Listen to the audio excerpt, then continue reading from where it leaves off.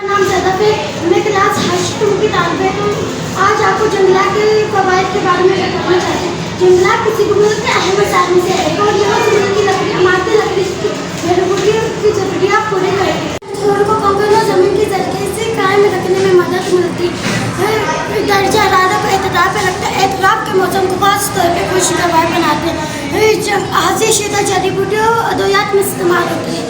जंगली हया का जरिया और सबब बेशुमार जंगली जानवर यानी शेर, चीता, रिपोर्ट, हिरन वगैरह जंगलात में पाए जाते हैं। जलाई जाने वाली गैसों में दिलफरेबी में इजाफा करते हैं।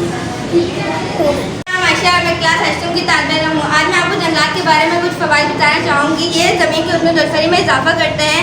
जंगलात पहाड़ पर जमी बर्फ़ को पिघलने देते हैं और ज़मीन के कटाव पर भी काबू रखते हैं। ये इंसानी कुदरती तांबात को तेज़ रफ्तार आंधियों और तबाही से महफूज रखते हैं और ये कार्बन डाइऑक्साइड को हवा में ज़रा भी बढ़ने नहीं देते क्योंकि ना खुद भी इसकी ज़रूरत होती है, ऑक्सीजन खारिज करते हैं और ये तफरीही मकामात के लिए इस्तेमाल होते हैं। लोग इसके खूबसूरत और हसीन मनाज़िर को देख कर लुत्फ़ अंदोज़ होते हैं।